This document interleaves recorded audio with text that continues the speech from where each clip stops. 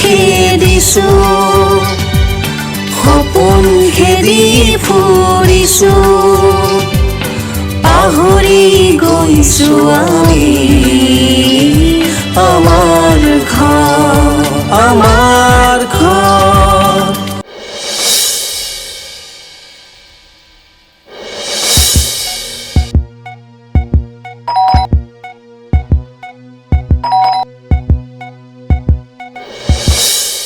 যতীনদা দেখোন বহাই বহা মানে বৰ ডাঙৰ কথা হৈছে হ'ব আগতে বহি লওঁ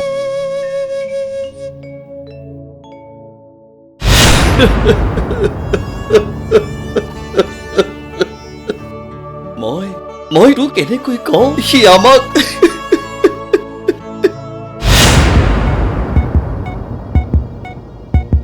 ঐ কি কৰিব ওলাইছ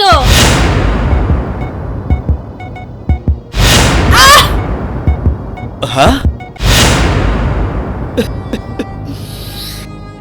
এই বিপদৰ সময়ত তই মোক উদ্ধাৰ কৰিব লাগিব ৰ মই কিবা এটা কৰিম টকা নিদিলে সি আমাক গুৰুলিকৈ পিতে এই বয়সত তাৰ পিটনবোৰ সহ্য কৰোঁ কেনেকৈ মৰিবলৈ সময় হ'ল এতিয়া যিমান কষ্ট পাইছো তাৰ যিমান কোব খাইছো LP স্কুলত নেওতা মুখাস্ত কৰিব নোৱাৰাত ইমান কোব খোৱা নাছিলো সি মোৰ সকলোবোৰ শেষ কৰি পেলালে ধৈৰ্য ধৰচোন মই কিবা এটা কৰিম বুলি কৈছো নহয় দুখীয়া হলেও আমাৰ এটা সন্মান আছে দুখীয়া হলেও গাঁওখনৰ প্ৰত্যেকজন মানুহে মোক সমীহ কৰি চলে নে নচলে তয়েই কচোন হয় কৰে কোনোমতে ঘৰখন ধৰি ৰাখিছো সি মোৰ সোণৰ সংসাৰখন শেষ কৰি পেলালে আপুনি ইয়াতে আছে আপোনাৰ লৰাক বৰ বেয়াকৈ মাৰিছে অজিত বলচোন বল তালৈকে বল হৰি এৰ বুলিছো নহয় হৰি এৰ আগতে মাল আনিবি তাৰপিছত মাল নিবি দাদা দিম বুলি কৈছো নহয় দিম দুদিনমান সময় দিয়ক 10,000 টকাহে আজিৰ পৰা আৰু দাদা বাকী নকৰো নহয় দাদা নিকিতা কিবা কৈ দিয়ক না কিয় তেনেকুৱা কৰে নোৱাৰো বুলি কৈছো নহয় নোৱাৰো মোৰ ফাইনেল কথা এই হৰি এৰ মোৰ পলম হৈছে আৰু হাত উঠিব লাগিলে কথা বেয়া হৈ যাব মই বিজনেসহে কৰিছো কাৰোবাক সহায় কৰাৰ কাৰণে ধৰমশালা খোলা নাই তই এৰ বুলি কৈছো নহয় এৰ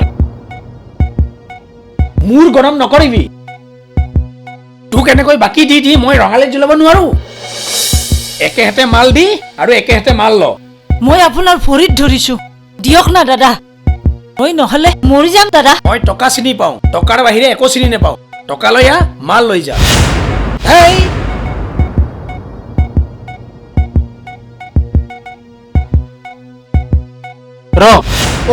ৰ কি হৈছে তোমাৰ ল'ৰা পাগল হৈছে তাহিত জ্ঞান নোহোৱা হৈছে তাৰ মই পাগল হৈছো মোক মাল লাগে কি চাই আছা মোক অকমান মাল কিনি দে ছাৰ কি চাই আছে মোক অকমান মাল লাগে ৰমেন্দা মোক অকমান মাল কিনি দিয়া না নিদিলেও কথা নাই মাত্ৰ মোক 1000 টকা দিলে হ'ল দেখিছেনে এই ল'ৰাজনে কেনেকৈ ডিস্টাৰ্ব কৰি আছে আপোনালোকে তাক বুজাওক মই আহিলো কলৈ যাও তই মই মোৰ কামলৈ যাওঁ কি কাম কৰ সাপ্লাই কিবা কাম কৰোঁ কি সাপ্লাই কিবা কিবি তই কবি নে পুলিচ মাতিম ছাৰ কম পুলিচক নামাতিব মই আপোনাৰ ভৰিত ধৰিছো মই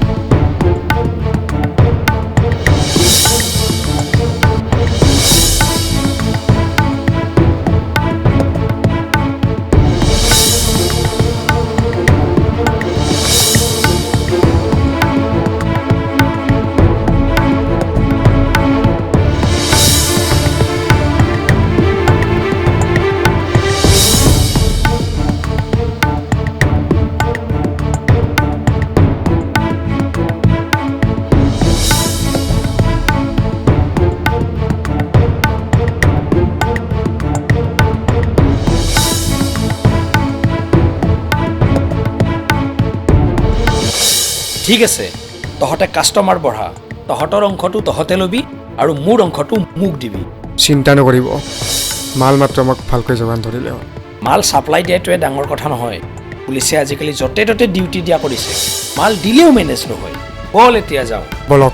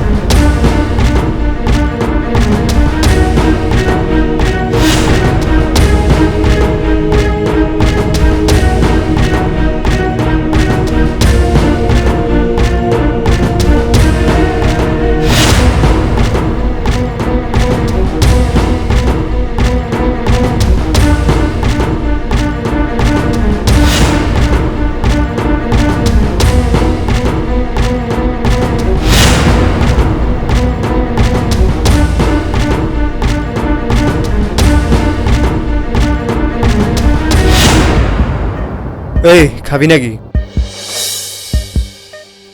নাই, এইবোৰ মই নাখাওঁ। পুৰুষে খাই এইবিলাক, পুৰুষে। নাই, এইবোৰ মই নাখাওঁ।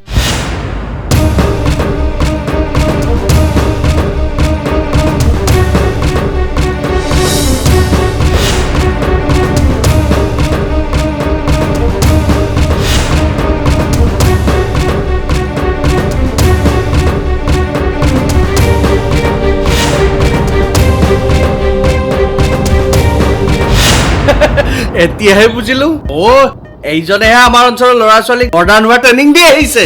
সেই মূৰ্খ পণ্ডিতবোৰক জ্ঞান দি সমাজখনত, পৃথিৱীখনত আৰু একোখন সোণৰ সংসাৰত হীৰাৰ বৰষুণ পেলাব খুজিছ। খুৰা কি চাই আছে হে? ধৰকহে দুটামান দি দিওঁ। পুলিচ আহি আছে। দাদা, আপোনালোকৰ ভৰিত ধৰিছো, ঘৰত ল'ৰা ছোৱালী আছে। মোৰ কিবা হ'লে ইহঁতৰ কি হ'ব? আজিৰ পৰা মই এইবোৰ কাম নকৰো। আনৰ ল'ৰা ছোৱালীক ধ্বংস কৰি এতিয়া নিজৰ ল'ৰা ছোৱালীৰ কথা চিন্তা কৰিছ। তহঁতৰ দৰে জাবৰবোৰে আনৰ জীৱনক লৈ হেতালি খেলিছ। মদ, ড্ৰাগছ, গাঞ্জা হাতত তুলি দি নৱ প্ৰজন্মৰ লগতে সমাজখন ধ্বংস কৰিছ। তহঁতৰ দৰে মানুহবোৰে দুটা পইচাৰ কাৰণে কিমান মানুহে ল'ৰা ছোৱালীক লৈ দেখা সপোনবোৰ নিচাৰ দৰে উৰুৱাই দিছ। তহঁতক পুলিচত দিব নালাগে?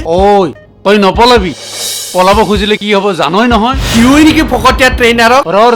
এই এটা সৰু ক্ৰাইম নহয়। পুলিচ আহিব আৰু পুলিচে ইহঁতৰ ব্যৱস্থা কৰিব। চাওকচোন, যিখিনি সময়ত ছাত্ৰ ছাত্ৰীৰ হাতত বহি কলম থাকিব লাগে, সেইখিনি সময়ত ছাত্ৰ ছাত্ৰীৰ হাতত কি যে ইহঁতৰ নিচিনা পোকবোৰে তুলি দিয়ে। কথাতে আছে নহয়, 100 গৰু মাৰিলে বাঘৰো মৰণ। বেয়া কাম কৰি কিমান দিন পলাব?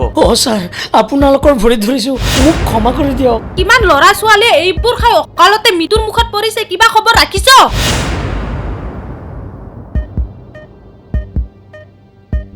দেখা শুনাৰ লগতে পঢ়া পাতিতো ল'ৰাজন ভালে আছিলে।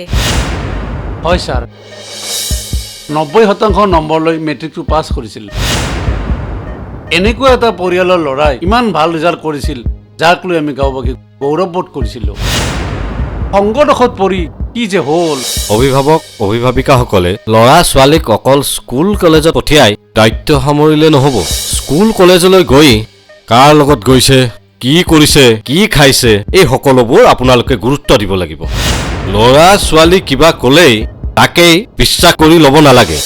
বিশ্বাস কৰিব লাগিব, কিন্তু তাৰ সত্যতা বিচাৰ কৰি চাব লাগিব। হয় ছাৰ, এতিয়াহে উপলব্ধি কৰিছো। ল'ৰা ছোৱালীৰ ভৱিষ্যত গঢ় দিবলৈ হলে সিহঁতৰ খোজে প্ৰতি হিচাপ ৰাখিব লাগে। নিচামুক্ত সমাজ গঢ়াৰ কাৰণে কিমান অনুষ্ঠান, বিদ্যালয়, চৰকাৰ আৰু আমি পুলিচ প্ৰশাসনে লাগি আছো, আৰু ইহঁতৰ দৰে কিটবোৰে এইবোৰ কৰি আছে। মাদক দ্ৰব্য সেৱন সমাজৰ বাবে ভয়াৱহ সংকটত পৰিণত হৈছে। যুৱ সমাজ আৰু ছাত্ৰ ছাত্ৰীৰ মাজত নিচাযুক্ত দ্ৰব্য সেৱনৰ আসক্তি হোৱা বেছিকৈ দেখা গৈছে। শক্তি ছাত্ৰ ছাত্ৰী হৈছে দেশৰ ভৱিষ্যতৰ ভেটি। ভেটিয়ে যদি শক্তিশালী নহয় তেনেহ'লে দেশ কোনপিনে যাব?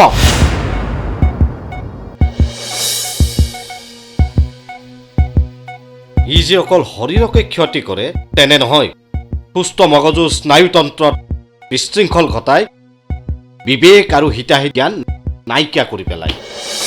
দীৰ্ঘদিন মাদক দ্ৰব্য সেৱনৰ ফলত স্মৃতিশক্তি, দৃষ্টিশক্তি, ধাৰণা শক্তি সকলোবোৰ কমি যোৱাৰ উপৰিও হাওঁফাওঁ, হৃদযন্ত্ৰ, স্নায়ুতন্ত্ৰ, ৰক্তচাপ আদি ৰোগৰ সৃষ্টি কৰে। ইয়াৰ উপৰিও কেঞ্চাৰ ৰোগ, লিভাৰ চিৰচিছ আদিও হ'ব পাৰে। ভাৰতৰ আন ৰাজ্যৰ তুলনাত অসমত কেঞ্চাৰ ৰোগীৰ সংখ্যা সৰ্বাধিক। ইয়াৰ কাৰণ হৈছে অত্যাধিক মাদক দ্ৰব্য সেৱন আৰু অত্যাধিক মাংস ভোজন। বেমাৰৰ উপৰিও অসামাজিক কাৰ্যত লিপ্ত হোৱা অধিকাংশ কাৰণেই হৈছে মাদক দ্ৰব্য সেৱন। এক্সিডেণ্টৰ সংখ্যাও যদি চাবলৈ যাওঁ, অধিকাংশ এক্সিডেণ্ট এই মাদক দ্ৰব্যৰ ফলতে হয়। নিজকে হিৰো দেখুৱাবলৈ গৈ যাৰে তাৰে লগত কাজিয়া কৰে, অধিক মাত্ৰাত গাড়ী চলায়। ধৰ্মগ্ৰন্থসমূহতো এই মাদক দ্ৰব্যৰ বিৰোধিতা কৰি বিভিন্ন কথা ভগৱান শ্ৰীকৃষ্ণকে ধৰি বিভিন্ন ঋষিমুনিসকলে ইয়াৰ বিৰোধিতা কৰি গৈছে। আমি কম বেছি পৰিমাণে সকলোৱে এই মাদক দ্ৰব্যৰ অপকাৰৰ সম্পৰ্কে জানো। তথাপিও আমি নিমাত কিয়? সমাজৰ আৱৰ্জনাবোৰ আঁতৰাই আমি সমাজখন চাফা কৰিব নোৱাৰোনে ছাৰ? ইয়াৰ বাবে দায়ী কোন? মাদক দ্ৰব্য সেৱন কৰোতাজন নে বিক্ৰেতাজন? দায়ী যিয়েই নহওক কিয়, পুলিচৰ হাতৰ পৰা কোনেও হাৰি যাব নোৱাৰে। বিক্ৰেতাজন যেনেকৈ দায়ী, ঠিক তেনেদৰে সমানেই দায়ী সেৱন কৰাজনো।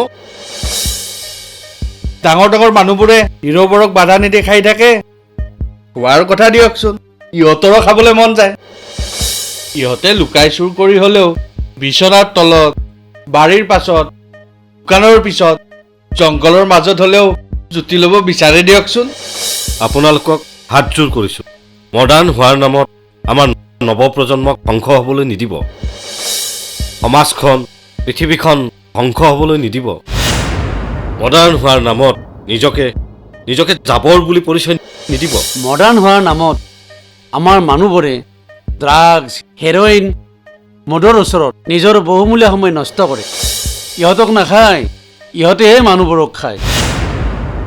মডাৰ্ণ হোৱাৰ নামত নিজৰ জীৱনটো ধ্বংস নকৰিব, সমাজখন, পৃথিৱীখন ধ্বংস নকৰিব।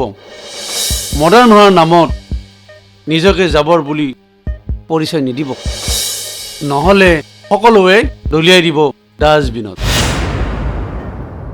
ধন্যবাদ ছাৰ। আপোনালোকৰ দৰে মানুহ সমাজত থাকিলে আমি নিশ্চয় সফল হ'ম। এতিয়া আপোনালোকে যাব পাৰে। বাবা ক'ত ছাৰ? তাক ৰিহেব চেণ্টাৰলৈ পঠিওৱা হৈছে। এইটো আৰু কি বস্তু? নিচামুক্তি কেন্দ্ৰ। এলকহল এডিক্টেড ল'ৰা ছোৱালীবোৰক তাত ৰাখি ভাল মানুহ কৰাৰ প্ৰশিক্ষণ দিয়া হয়। এলকহল মানে কি? হ'ব বোলক, খুৰাই ৰিহেব চেণ্টাৰলৈ গৈছে। আপোনাক মই ঘৰত থৈ যাওঁতে বুজাই যাম, তেতিয়া বুজি পাব। বোলক এতিয়া বাবাক একেবাৰে লৈয়ে যাওঁ। মুকুলে তাত দুদিনমান থাকিব লাগিব। বাবা, তাক এৰি মই কেনেকে থাকিম? বাবা, বাবা। এয়া আপোনালোকৰে সমস্যা নহয়, বহু ঘৰৰ পিতৃ মাতৃৰে সমস্যা।